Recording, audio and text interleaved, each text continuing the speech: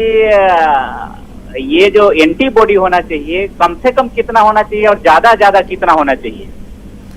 चलिए, तो डॉक्टर मनीष मंडल जरा इनके सवाल का जवाब भी दीजिए और ये कंफ्यूजन भी दूर कर दीजिए कि इन्हें जब भी किसी से जानकारी लेते हैं तो ये कंफ्यूज हैं कि आखिर सही वक्त ड्यूरेशन क्या होगी, जब वैक्सीन की पहली डोज के बाद दूसरी, या फिर अगर आप अफेक्टेड होकर पॉजिटिव से नेगेटिव होने के बाद अब आपको कितना इंतजार करना चाहिए?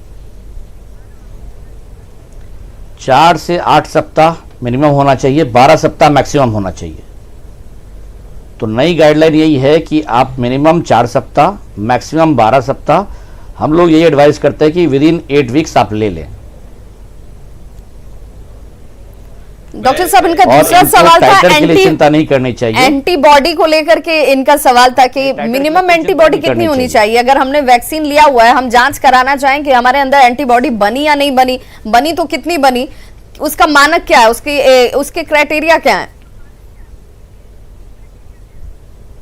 वैक्सीन जब इनका पूरा कंपोजिशन कंप्लीट हो जाएगा, ड्यूरेशन कंप्लीट हो जाएगा, तभी कराना है।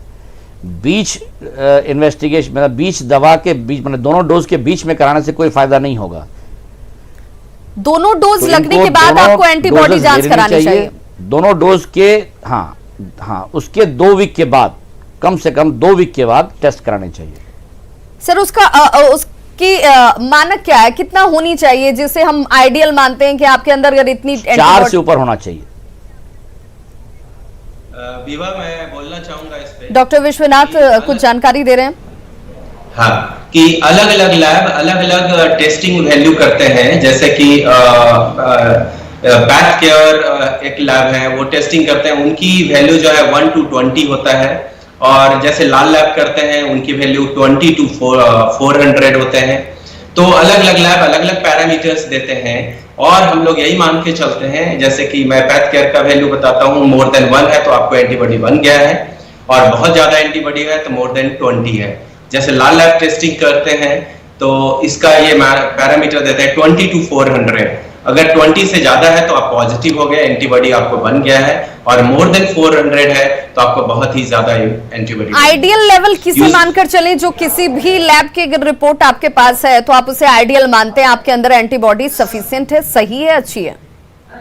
सब लैब का अलग अलग पैरामीटर्स होता है। वो जो पैरामीटर्स दिए हैं मिनिमम, उससे ऊपर हुआ तो आपका एंटीबॉडी बन गया है। और यूजुअली ये पाया गया है कि जिसको इन्फेक्शन होता है उसको एंटीबॉडी ज्यादा बनती है एज कंपेयर विथ वैक्सीनेशन।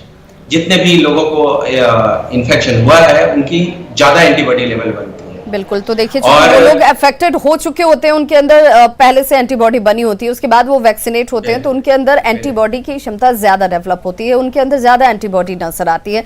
तो ऐसे में आपको उससे कंपेयर करने की जरूरत नहीं है, उससे कंपेरिजन की जरूरत नहीं है।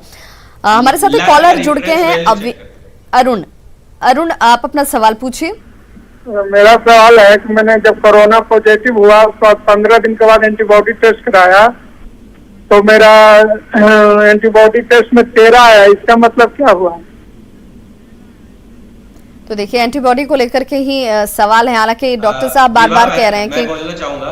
बिल्कुल, डॉक्टर विश्वनाथ जी, जिस लैब से उन्होंने कराया है उसका रेफरेंस वैल्यू वो बताएंगे। अगर मोर देन 1 है, उसका reference value more than 1 positive है तो ये सफिशिएंट है उनका बना हुआ। और अगर मोर देन 20 वाला है तो इनकी एंटीबॉडी नहीं बना हुआ, लेकिन इनका 13 देख के लग रहा है अगर ये पॉजिटिव हुए हैं तो उनकी टेस्टिंग वैल्यू का reference range more than 1 positive होगा। तो इसका मतलब 13 में वो सफिशिएंट एंटीबॉडी बना हुआ।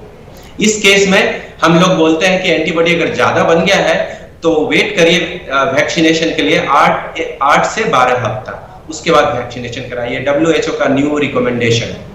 बिल्कुल, तो आप जरूर देखें जिस लैब से आपने टेस्ट कराया है उसमें आपको नॉर्म्स दिए जाते हैं कि मिनिमम और मैक्सिमम लेवल क्या होती है, उसके अनुरूप आपको पता भी चल पाता है कि आपके अंदर एंटीबॉडी किस लेवल पर बनी हुई है। हालांकि डॉक्टर साहब लगातार बता रहे हैं कि देखिए, जब आप पॉजिटिव होकर नेगेटिव होते हैं तो आपके अंदर एंटीबॉडी बनती है जो स्वाभाविक तरीके से होती है, और उसके बाद इसीलिए पॉजिटिव से नेगेटिव हुए शख्स को इंतजार करने के लिए कहा जाता है कि आप बहुत जल्द वैक्सीनेट होने की आपको जरूरत नहीं है।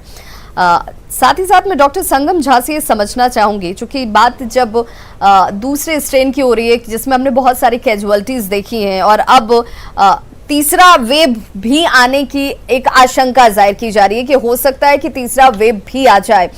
ऐसे में ये तीसरा वेव बच्चों को हिट कर सकता है, जो जानकार बता रहे हैं, जो अंदेशा जाहिर किया जा रहा है। बच्चों को कैसे प्रोटेक्ट किया जाए? क्या बच्चों को हम जिस तरीके से कहते हैं कि क्या हम उन्हें मल्टीविटामिन्स देने की शुरुआत कर दें, उनके डाइट में खान पान के साथ साथ क्या कोई इस तरह की चीजों को भी शामिल किया जा सकता है?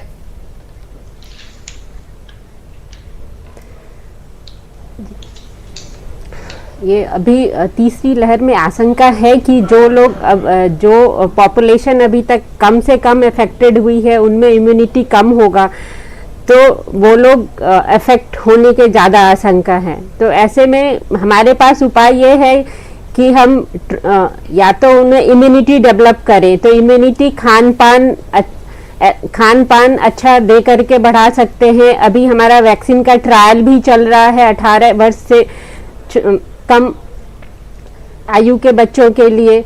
तो हमारा टारगेट ये है कि जब तक वो लहर आए तब तक जो है हम वैक्सीन का ट्रायल पूरा हो जाए और हम उस उम्र से कम के बच्चों को वैक्सीनेट कर दें। दूसरा, हम खान पान का उनका ऐसे बढ़ाएं ताकि उनका इम्यूनिटी बढ़े, है ना, और खुद शरीर में इतनी ताकत हो कि वो किसी भी इन्फेक्शन से लड़ सके।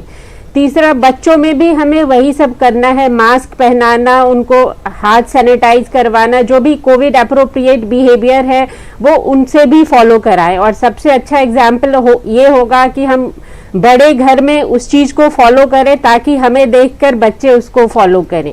बिल्कुल। तो देखिए, जो गाइडलाइंस बड़ों के लिए है वही बच्चों पर भी उतनी ही एप्लीकेबल होती है, और खुद के खान पान और लाइफ स्टाइल को जरूर ध्यान में रखें, ये बहुत महत्वपूर्ण हो जाता है। और खासकर जब बच्चों की बात होती है तो ये और एहतियाती तौर पर ज्यादा करने की जरूरत है। माता पिता को उनके लिए एक रोल मॉडल के तौर पर पहले खुद उन बिहेवियर्स को अपनाना है, उन्हें दिखाना है, और बच्चे उसका स्वतः अनुकरण करते हैं। हमारे साथ एक कॉलर जुड़ गए हैं वैशाली से, लक्ष्येश्वर, आप अपना सवाल पूछिए। हाँ, हमारा है कि हम 33-34 वर्ष से डायबिटीज के पेशेंट हैं जी, और थायराइड भी है, तो दोनों दवा लेते ही हैं और नियमित। और दूसरा कि हम कोविशील्ड का दोनों डोज ले चुके हैं। और आगे हमें क्या प्रिकॉशन लेना है, क्या खान पान में खाना है, इसको बताएं। देखिए, खान पान को लेकर डॉक्टर साहब लगातार जानकारी दे रहे हैं कि आप अच्छा खाना खाएं, अपनी दिनचर्या अच्छी रखें, पॉजिटिव रहें, और एक हेल्दी लाइफ स्टाइल वो आपको हर वक्त ज़रूरी होती है। अभी कोरोना का पीरियड है, इसलिए ये करने की ज़रूरत है, और अगर ये स्ट्रेन चला जाता है या इससे हम निकल पाते हैं तो फिर हम उसे फिर से भूल जाएं, ये हमें अपनी दिनचर्या में शामिल रखना है हमेशा के लिए। फिर भी डॉक्टर मनीष मंडल, आप इन्हें क्या सजेस्ट करेंगे? कोविड अप्रोप्रिएट बिहेवियर जिसे कहा जाता है वो फॉलो करना बहुत ज़रूरी है। यानी इन्हें हाथ साफ रखनी चाहिए, साबुन से रखें चाहे सैनिटाइजर से रखें, मास्क पहन कर रखें, और साथ में सोशल डिस्टेंसिंग का पालन ज़रूर करें। चूँकि इनको कोविड का इन्फेक्शन हो चुका है और ये डायबिटीज़ के भी मरीज हैं, अन्य बीमारी भी इनके पास पहले से ही मौजूद है जो ये सफ़र कर रहे हैं, तो इनको एहतियात और ज़्यादा रखना है। अगर ये ब्लड शुगर और ब्लड प्रेशर कंट्रोल नहीं रखेंगे तो चांसेस ब्लैक फंगस यानी म्यूकरमाइकोसिस का भी बहुत ज़्यादा होता है। तो इनके लिए बचाव बहुत ही ज़्यादा ज़रूरी है ताकि ये ब्लैक फंगस से बच सके। डॉक्टर साहब, ये क्या हम ये मानकर चलें कि जो लोग पॉजिटिव हुए हैं उन लोगों में ये ब्लैक फंगस की समस्या, या फिर अब चूंकि वाइट फंगस और येलो फंगस की भी चर्चाएं सामने हैं, ये कितना ड्यूरेशन होता होगा, किस दरमियान आपको ये हिट कर सकती है, या फिर आपको जीवन पर्यंत सावधानी बरतने की जरूरत है, ये कभी भी हो सकता है? दो कैटेगरीज के मरीज आते हैं। पहला कैटेगरी वो होता है जो कोविड पॉजिटिव हो गया, कोविड नेगेटिव हो गया। नेगेटिव होने के बाद 15 से 20 दिन के बाद ये मरीज ब्लैक फंगस इन्फेक्शन लेके आ रहे हैं। कैटेगरी 1 ये हुआ। कैटेगरी 2 वो है जो कोविड पॉजिटिव है और कोविड पॉजिटिव के साथ साथ इन्हें कोमॉर्बिडिटीज हैं, जैसे कि डायबिटीज हो, ब्लड प्रेशर हो, थायराइड हो, ट्यूबरक्लोसिस हो, कैंसर हो, किसी न किसी क्रोनिक इलनेस से ये पहले से पीड़ित हैं और इनकी इम्यूनिटी पहले से ही खराब है, तो इनमें एक तो कोविड इन्फेक्शन, उस पर से कोमॉर्बिडिटी, ये दोनों कॉम्बिनेशन के साथ इनका जनरली इन्फेक्शन ऑफ फंगस यानी म्यूकरमाइकोसिस यानी ब्लैक फंगस जिसको बोलते हैं, उसका चांस बहुत ज्यादा होता है और बहुत तेजी से इनमें फैलते हुए सीधे ब्रेन इन्वॉल्व कर रहा है। तो ऐसे मरीज जो कोमॉर्बिडिटी के साथ